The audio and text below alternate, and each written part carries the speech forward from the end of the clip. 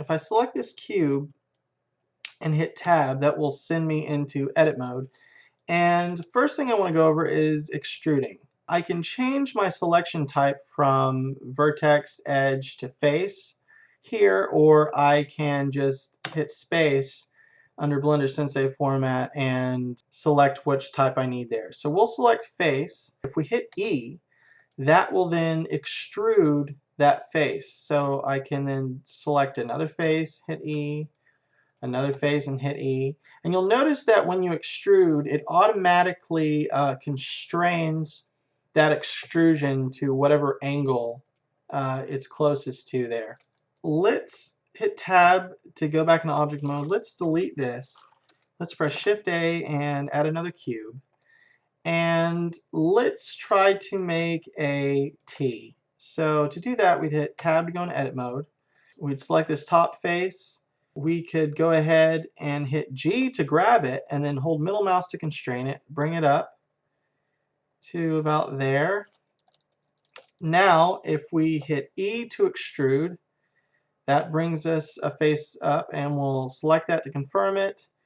Then I'll select that side, and I'll go ahead and hit 1 to go into front view so I can get an even T here. And I'll hit E to extrude that. I'll hold Control, and that constrains it to the visible grid. And then I'll select the one on the other side and hit E to extrude that. Hold Control to constrain it to the visible grid, and then we have a perfect uppercase T here.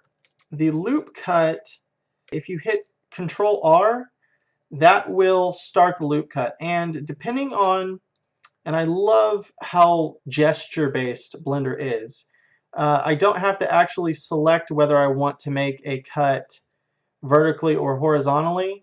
You'll see this pink line pop up if you hover the mouse in the vertical direction or horizontal direction. Then, before confirming that cut, if you want to increase the amount of cuts, you just scroll your mouse up or down. So I could scroll this one up to 4 and have 4 cuts here. Then I would click, and it would automatically cut this side of the T. Then I could hit space, go into face mode, and select one of these faces and extrude that, or I could select multiple faces and extrude all of them. And I'll hit Control Z to send those back. If you just want to make one cut, I could hit Control R again to bring up my loop cut. And if I gesture it horizontally, like the mouse this way, and I click, if I'm just doing one cut, I can then click and maneuver this cut wherever I want before clicking to confirm it. So I'll make another one in between here, about like that. The loop cut is also really great for getting more rigid points in your objects with subdivision surfaces on and smoothing.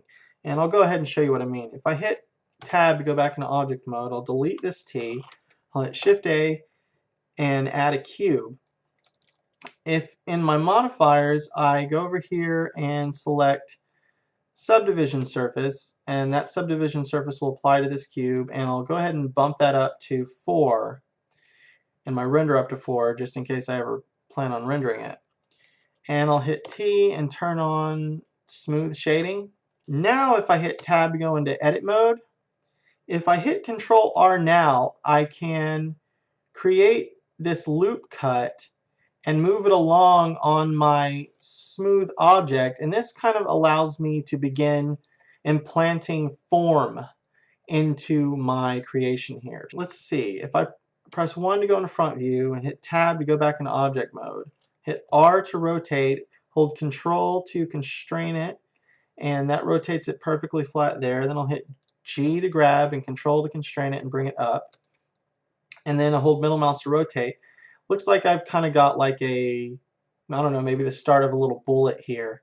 So I'll go ahead and make the back of it. If I hit tab to go back into edit mode, what I can do is make sure I'm in face selection, grab this bottom face, hit E to extrude, then S to scale, E to extrude again, S to scale it out, and E to extrude down like that.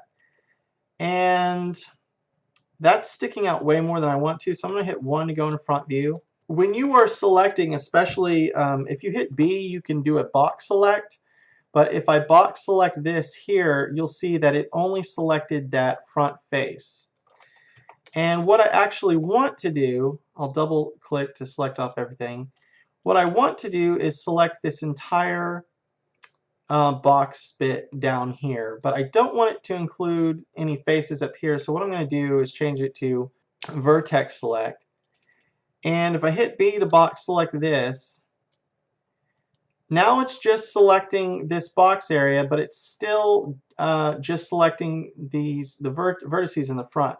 What you do if you need it to select everything in the front and in the back is you can either hit Z to pop yourself into wireframe mode, and when you're in wireframe mode and you make a selection, it selects everything regardless of whether there's objects in that or there's points in that object behind it or not. And you can see now that it's selected the object entirely.